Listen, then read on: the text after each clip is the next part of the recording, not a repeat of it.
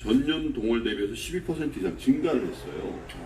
예, 7인승 대형 SUV 팰리세이드가 지난달에만 7,866대가 팔려서 지난해 7월 미국 출시 이후에 월간 판매 신기록을 세웠는데요. 네. 팰리세이드 비교적 비싼 차 아니겠어요? 셀세이드 한 5천 넘죠. 네, 그리고 투싼 같은 경우도 전년 동월 대비해서 줄질 않았어요. 전년 동월이 5월이 15,600대인데 올해 5월도 15,500대 팔았으니까 거의 똔똔 친 거죠. 산타페도 또 호나도 여기다가 호조세를 보여서 전체 그러니까 SUV가 대체로 현대차의 주력 차종이 돼가고 있다. 그렇죠? 원래 아반떼라든지 소형 세단 같은 것들이 주력 차였다면 단가가 높아지고 있다는 건 상당히 고무적이다. 기아차는 현대차에 비해서 조금 부진했습니다. 감소폭이 23.7%고요. 그럼에도 불구하고 어쨌든 전체 4월에 38%에 비교하면 회복세를 보이고 있다. 그리고 여기도 역시 텔룰라이드, 스포티지, 소렌토 이런 것들이 비교적 많은 판매를 했다라는 게 의미가 있어 보입니다. 네. 참고적으로 경쟁 회사라고 할 수 있는 일본 도요다의 지난달 판매량은 16만 5천 대 정도죠. 그러니까 6만 대 정도를 우리가 좀 덜 판 거죠. 도요다에 비하면 현대기아차가. 도요다 워낙 이제 그런데 어쨌든 전년 동월 대비하면 도요다는 25.7%가 감소했다는 거죠. 전체적으로 현대차에 비하면 훨씬 감소폭이 컸다 이런 겁니다. 그래서 어쨌든 5월에 어떤 미국 내 어떤 경제 상황의 변화, 어제도 어제 오늘 새벽에 마감된 미국 주식도 굉장히 크게 올랐습니다만은 신규 실업수당 청구 건수가 생각보다 줄었다는 거죠. 그래서 어쨌든 트럼프 대통령이 밀어붙이고 있는 경제 재개에 대한 기대도 좀 있고 그리고 현실적으로 어쨌든 사람들이 밖에 나오게 하는 거니까 그런 부분에 있어서의 경제 활성화에 대해서 우리가 5월달에 현대기아차의 판매를 보면서 확실히 있구나 이런 생각을 좀 하게 되네요. 네. 자, 그리고 주식시장이 최근에 굉장히 뜨뜻했는데 뜨거웠는데 이 공매도 금지 때문입니까? 공매도 금지 속단한 동안 코스닥이 70% 올랐다 이런 내용이 있던데요. 3월 19일 기준으로 이제 그렇게 오른 거예요. 저점이 코스닥 기준 3월 19일이 완전 저점이었고 코스피가 47.3% 올랐고 코스닥 지수는 이익안이 72.2%. 좀 많이 올랐다. 그런 생각을 했는데 72.2%가 올랐네요. 3월 19일 대비. 그래서 이제 코스닥, 코스피 다 공매도 금지를 6개월 한시적으로 합니다. 그래서 발표된 게 이제 3달이 지났는데 3달 지난 효과를 톡톡히 봤다는 거죠. 그래서 증시 주변에는 그럼 6개월 말 해야 되냐? 그냥 계속하자. 이제 9월 달에 또 공매 시작되면 또 지옥행이야. 이런 걱정들이 벌써 나온다. 근데 실제로 코스닥이 그러면 왜 이렇게 코스피에 비해서 차별적인 상태? 47.4% 3월 19일 대비해서 코스닥은 72.2% 올랐는데 코스피는 47.3%. 물론 그 기간 중에 삼성전자가 들어올라는 효과가 있었을 겁니다. 그런데 이거는 수급상의 코스닥이 많이 오른 거는 역시 공매도의 어떤 그 제한 조치가 굉장히 약화를 한 거다 이렇게 이제 보는 거고 실질적으로 그런 게 있을 겁니다. 그리고 이제 공매 지금 주식 없는 사람들도 속이 타죠. 어제 같은 날 특히 어제도 많이 올랐죠. 삼성전자를 비롯한 대형주에 완전 대장의 복귀 이렇게 됐잖아요. 삼성전자, 하이닉스 오랜만에 5, 6%씩 오르고 은행주도 많이 오르고 현대차도 많이 오르고 포스코도 많이 오르고 어제는 완전히 부경제 쪽에 그런 날이었는데 대신 네이버라든지 이런 거는 좀 이제 조정을 받았고 그렇잖아요. 근데 그러다 보니까 주식 비중이 적거나 주식이 아예 없는 분들이 저한테 가끔 이제 거꾸로 이제 이메일이 오거나 카톡이 와요. 뭐라고요? 김 프로님, 제가 주식을 못 사는데 어떻게 해야 될까요? 지금이라도 들어가야 되나요? 이런 거 있잖아요. 근데 뭐라고 해야 될지 참 난감합니다. 그런데 더 괴로운 사람들이 있다는 거죠. 더 괴로운 사람들. 공매도 그때 쳐놨던 사람들. 그래서 지금 공매도 잔고가 상당히 많이 줄어들고 있어요. 예를 들면 코스닥의 공매도 잔고가 같은 기간에 2억 7,662만 주에서 1억 9,951만 주로 27.9%가 줄어들었는데 내 생각에는 27.9%가 줄었지만 야 요거밖에 안 줄었나? 아직도 버티고 있나? 이런 생각이 드는 거예요. 네. 그리고 코스닥도 72% 올랐잖아요. 그동안에 이걸 뭐라 그래? 스키즈 당한다. 스키즈. 네? 내 공매도 쳐놓고 있어요.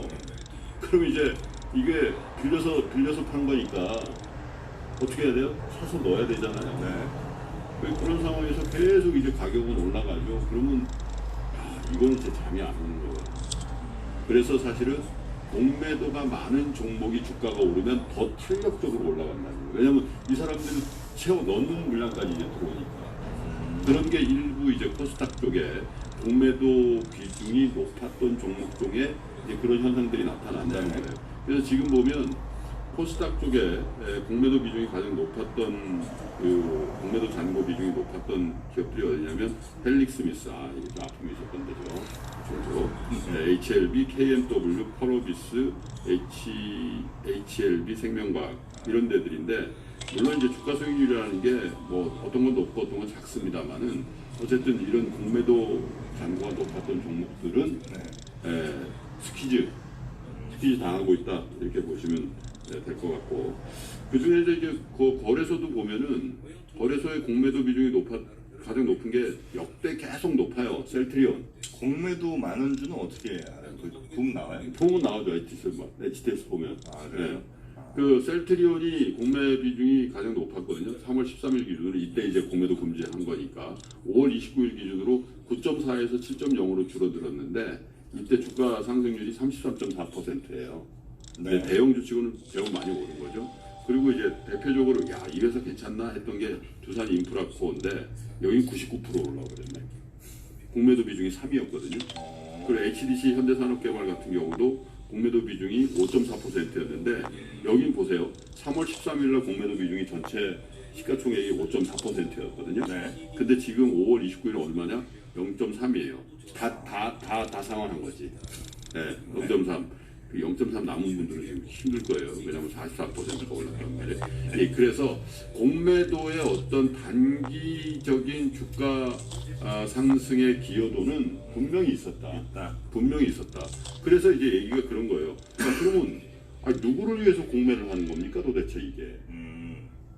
근데 그때 이프로님이 그러셨던 거 공매도의 긍정적 효과가 분명히 또 있다고.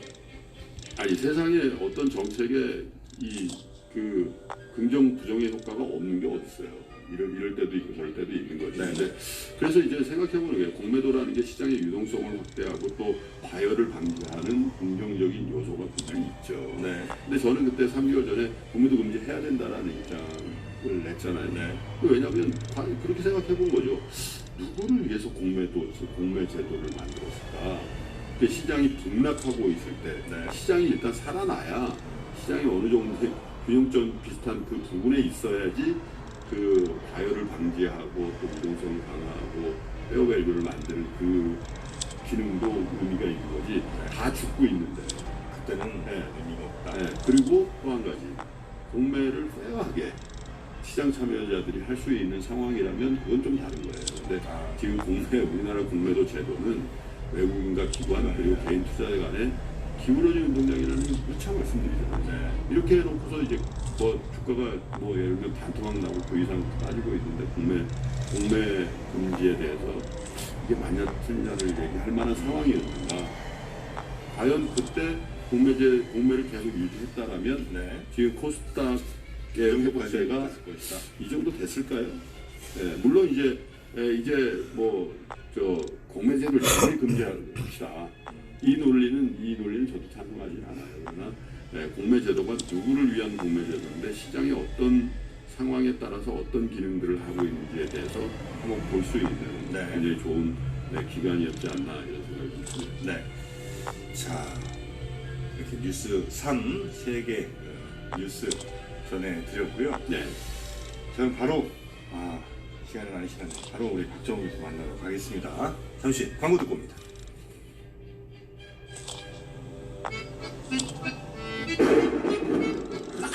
깜짝이야. 윗집 애들 일어났나? 여보, 뭘 그렇게 놀라요? 매일 이 시간에 시작인데. 적응이 안 돼. 윗집 세대는 미안해하고 애들 얼굴 보면 뭐라고 못하고. 아이들이 마음껏 뛰어놀아도 엄마가 미안해하지 않아도 되는 곳 타운하우스 어울림. 타운하우스 어울림의 윗집은 하늘, 아랫집은 땅입니다. 아파트 같은 편리함. 양주 타운하우스 어울림. 문의 전화 031-861-6487. 네이버에서 양주 타운하우스 어울림을 검색해보세요.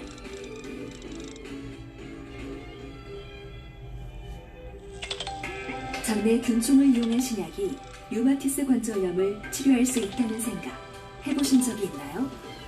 장내 비피더스균이 우울증, 인지기능, 기억 하나씩 보내시기 바라겠습니다. 자, 정프로 따라다니느라고 그래 힘들다. 하셔야죠. 최선을 다해 해야 됩니다, 우리가. 자, 오늘 예고해드린 대로 우리 박정희 교수님 모시고 GVC 글로벌 밸류체인의 재편 오늘 결론 한번 끝장내보겠습니다. 네. 자, 박정희 교수님 어서 오십시오. 예, 안녕하세요. 어서 오세요. 네. 네, 아유. 그래서 저거 한 거 아니야 지금. 계속 기침해가지고 내가. 비가 설치한 거 아니야. 예. 우리 저 게스트를 보호하자. 거기다 대고 기침해 되는군요.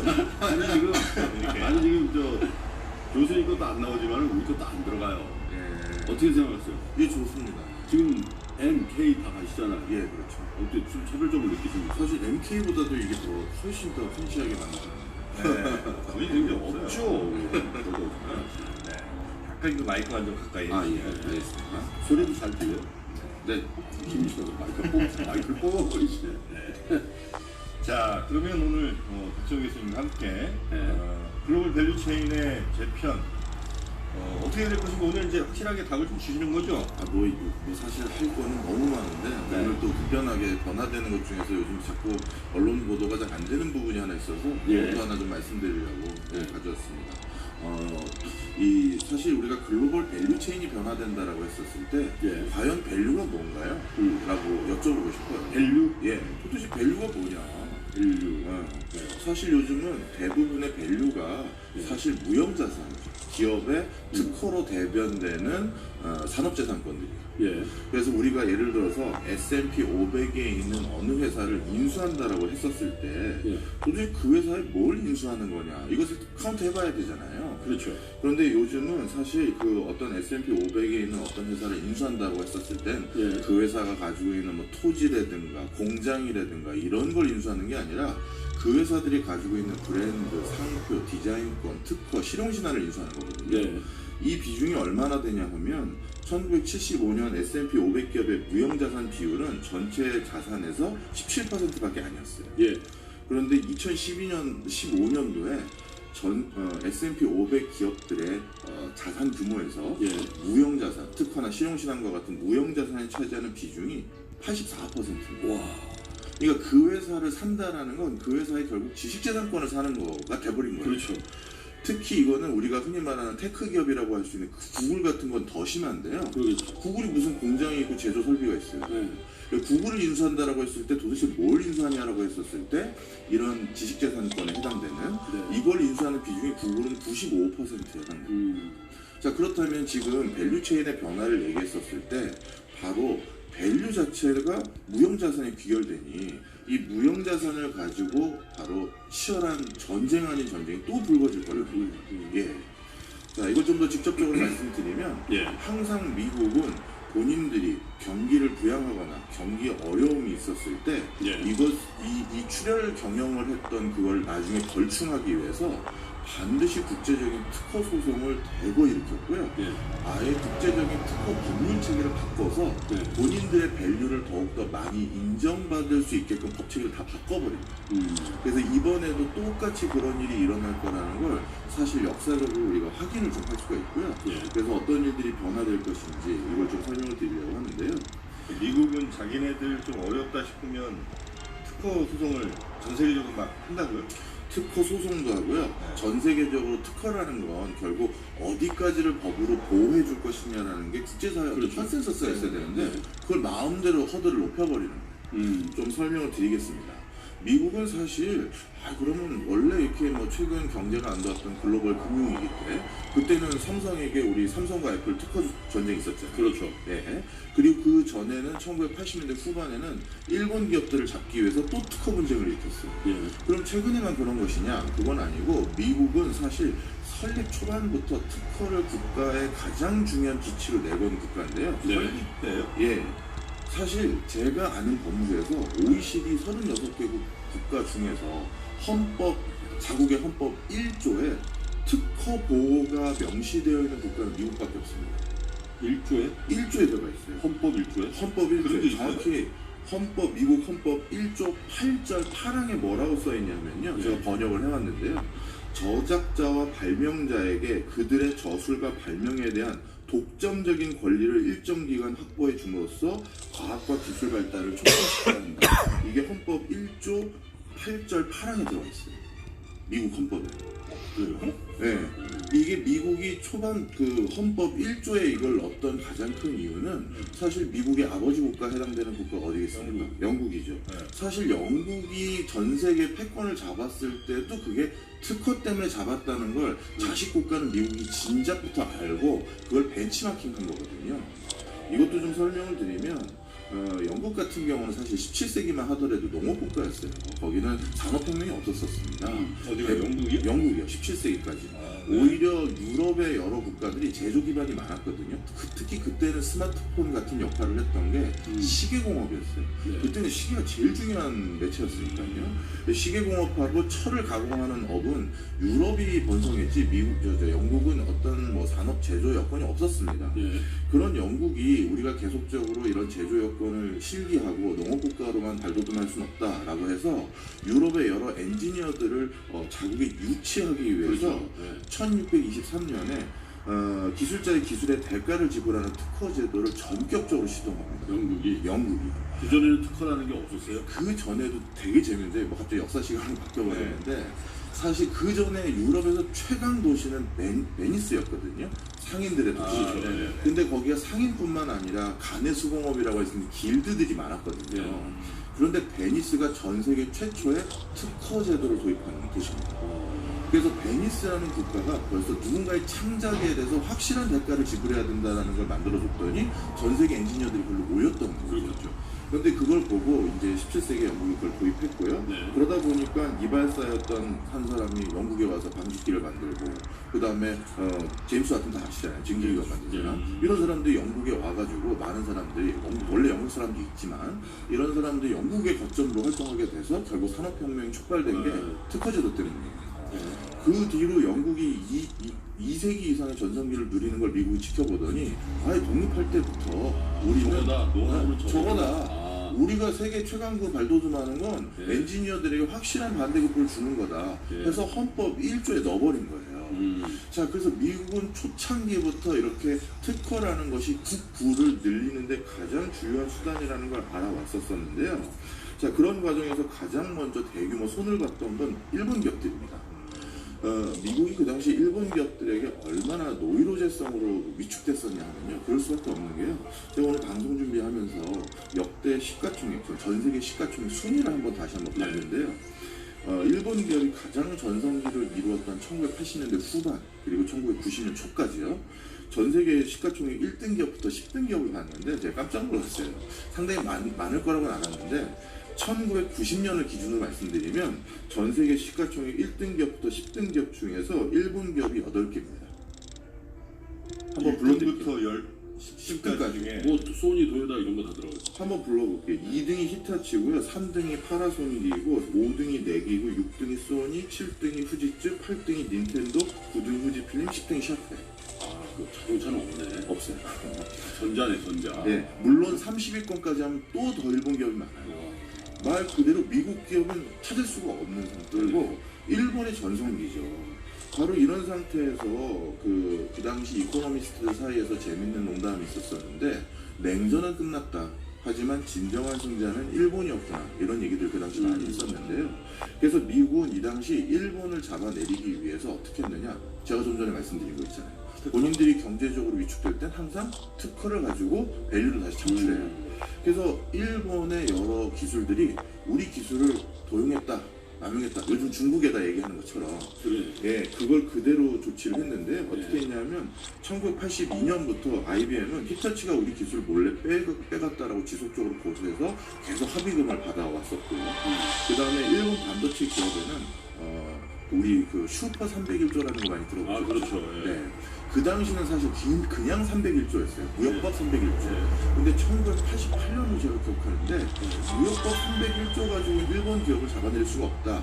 그래서 그 앞에 슈퍼라는 단어를 붙인 겁니다. 일본 잡으려고? 예. 그래서 일본 기업들을 잡아내리기 위해서 슈퍼 301조라는 걸 만들었는데 이거는 초법적인 거예요. 그러니까 미국이 우리가 보복을 하기 위해서 모든 수단을 동원할